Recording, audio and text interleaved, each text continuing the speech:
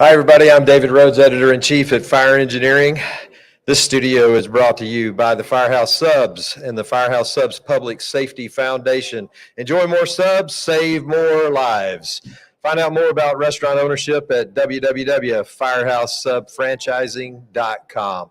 I'm joined today by a couple of special guests. One I have known for quite some time, Miss Angie Bennett with UL. I've had the absolute pleasure of serving on several UL panels over the years.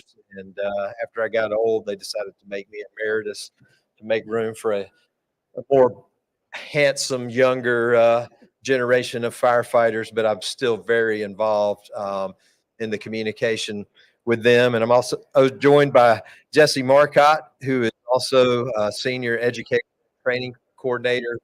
Let's get started. Angie, how about those Braves? Go Braves. She is a diehard Braves fan. You guys know I'm from Georgia. She is not, but she has been a Braves fan since she was about 4 years old, I think, right? Roughly, yes. That's awesome. So she gets down and sees those games and just does an amazing job at UL Fire Safety Research Institute. So Angie, tell us a little bit about what your job is and what you have going on. Sure. So my role is as the Senior Manager of Education and Training with Fire Safety Research Institute. And the team that I work with is responsible for the educational content that you see on the Fire Safety Academy, which is our learning management system. So if you've been following us over the last decade and you used to watch the training videos on YouTube, like there's a lot more. We've continued over the years to enhance that content and try to find different ways that we can get that message out to the fire service. So we launched the first iteration of the Fire Safety Academy back in 2020. And this January, we relaunched the platform, and it was really the first updates done since 2020.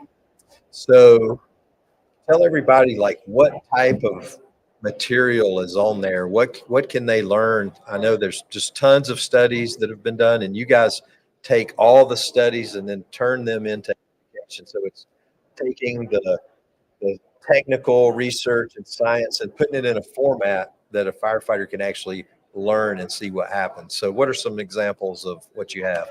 Yeah, so our job is to take that research and distill those research reports that are hundreds of pages long and distill that down to something that's actionable for the fire service. So that someone can come in and take a piece of content that's 5-10 minutes long and out with some strategies and tactics that can make them safer and more efficient on the fire ground.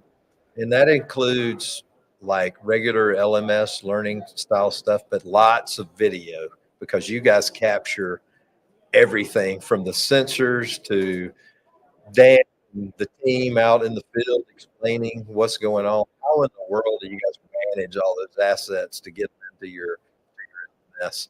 It takes a large team to do that. So we're have the benefit of getting all of that data from the research as it's done, and we have all that footage. I mean, they're capturing everything that happens in the experiments, and then we're able to take that down and pair that with real world examples so that we can show people like applying it on the job. Right. So. And you have those set up to where like you can sort of get an overview, or you can go as in depth as you want to go to every little scientific detail and chart, right? Sure. So one of the things that we did with the rollout of the new platform in January, when the platform was first launched, I mean, it takes a year to get a platform launched. Right. And time it was launched, we already had some things that we wanted to do to make it a better user experience, but we read every course evaluation that was done over those first 4 years, and we started to notice some trends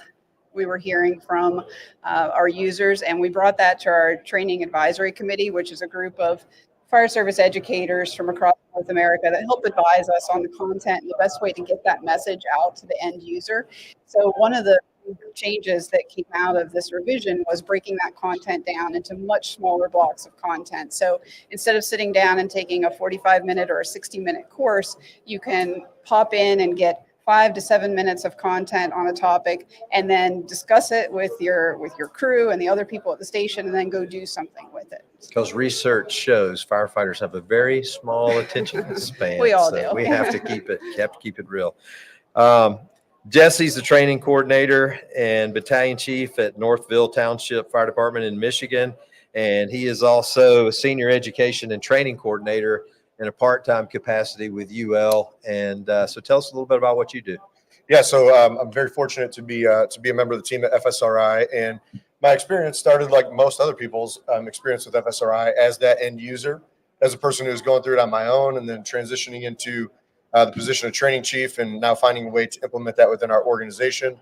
And after serving on the training advisory committee and really getting a front row view to this, basically what I do, in addition to getting a doctoral level education here on educational methodology, is assist with that development and assist with some of the ideas, how we can better implement or tailor the material that's out there for the average person in the fire service, regardless of where they're at, where they work, what their community looks like.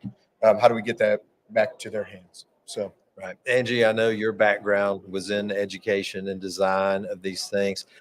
How important is it for you guys to have actual firefighters as part of your team when you're putting this stuff together? Yeah, it's huge. The training advisory committee is a great example of that partnership, but it's important for us to have people that are actually, as training officers or company officers, that are taking the content back and getting it out there to their departments, and firefighters that are consuming it to help us know if we're hitting the mark and getting that message out. So to make sure that it's on point and it's something that can be put into practice. So what's next? What's next for you? What do you have back in the hopper? I know how long you've been working on this, and now you've got it hopefully pretty close to where you want it. So what's the next step in this whole process? Signing up more people, or I'm sure you guys have a lot. Sure. So from the initial launch back in 2020, we had a huge following. We had over 110,000 users. This is international. Yes. Right. Yeah. Yes. And we'd issued over 350,000 certificates for course completion during those first 4 years. We had membership from over 25% of the fire departments in the U.S. participating. But since the launch in January, with the new features, we've seen a huge surge in interest. In that first month after the launch, we had another 20,000 users sign up. So we're constantly trying to find ways to get more people exposed to the content. One of the new features allows for group delivery, so people can present the material to a group and everybody can still get individual credit, which was something that we heard from the community that they wanted. So that's helping get the message out to more people as well. We're actively working with departments to get third-party LMS integration set up so that it's easier for people to access without having to go to multiple locations to get the training. Right. So all of those things are helping us get the message out to more firefighters, which is really the ultimate goal. And you may wonder, well, what's the catch? What do we have to do to sign up, and how much does it cost? Absolutely nothing. Nothing. Nothing costs nothing, right? No, UL is, FSRI has put the resources and the time in. A lot of these projects were grant funded projects. So the education that has come from that is available to you for simply signing up and creating an account, right? Exactly. So what's the latest program that you've been able to get up and launch, Jesse? There's a number of programs that have been up and launched recently. And one of the things that I think is really neat, and my initial entry into the Fire Safety Academy had to do with the class, understanding the structural stability of engineered lumber and fire conditions. So a lot of those legacy courses are now being updated to just provide even more relevant and timely information, and then broken down into sections as well. So now I can watch 12 minutes on building construction if I don't have the full 60 or 90 minutes to watch the full lesson. And so really modernizing those courses, and then also making them modular. Those are some of the newest features, and some of the features that I think are easiest to integrate into our organization or to any fire departments, anywhere around, as you said. So the collaborative nature of it, and being able to talk through it with the people that you're working with. The original version was fantastic, and I've had a number of those certificates myself. But now we can do it together in the same room. Who has a question, answer, we're good, and keep moving. And then at the end, everybody still gets credit. So fantastic resources. Awesome. So you take a course, you're able to get a certificate for it. So no matter what training platform you have, you can submit that certificate and it tells you how many hours you have, and that's good for ISO credit hours or whatever your particular state um, will accept. So tell me a little bit about other partnerships. I mean, one of the staple sayings has always been, you know, research with the fire service. So I know the panels have representation from all over, and I don't know if you guys got to hear it, but like whether it was my keynote or the other two keynote speakers, just about everybody that presents something references Fire Safety Research Institute information. And also, what are some of the other partnerships besides just the individuals that are on the panels? So one of the partnerships that we've had over the last few years is with IFSFI. So we did the Understanding and Fighting Basement Fires course in partnership with them. And then most recently, we did the Evidence-Based Structural Firefighting course, which is based on NFPA 1700, which was a collaborative effort with ISFSI. So we did the online component, and they were responsible for doing the hot training that followed. Awesome. And one of the neat things about that too is even the engine company operations program is also a partnership with ISFSI, and that resulted in 10 more of the host string props being built at state fire training academies around the country. So now there's a resource there, not just for that initial delivery of training, but now there's a way to sustain that training over many years, which is fantastic. And we have one of those props right here in Indianapolis from last year's Well, class. no, we used it on Monday and Tuesday. Yes, this and week. then we had the Fire Dynamics Boot Camp Monday and Tuesday here, 110 students over 2 days, which was absolutely phenomenal. And, you guys are leaving the props, and the students got to take the curriculum, but the Indianapolis Fire Department is going to keep those props. And I'm not talking about some toys here. We're talking about a house, a flashover simulator, and some small metal burn training, like some dollhouse style burn things. So if you had one main message that you would like to get to the fire service about what you're doing and what this means to the fire service, what would it be?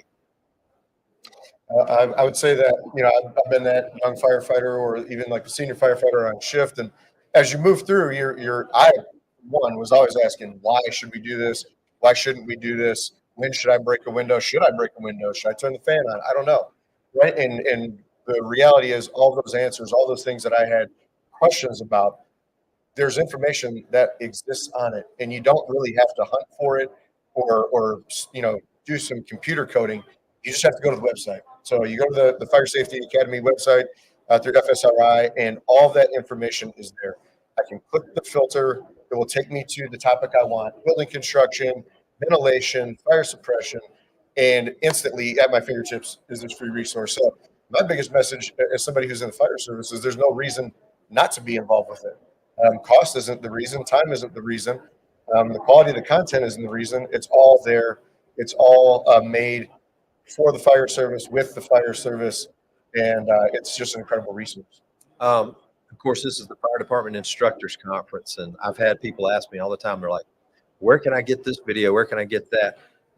Don't you guys want people to get your videos and use them in their training presentations? Absolutely. And one of the things that you'll see with a lot of the courses now is that there are supplemental resources that are available to download. And some of those are mini lesson plans and resources that instructors can use if they want to teach that content.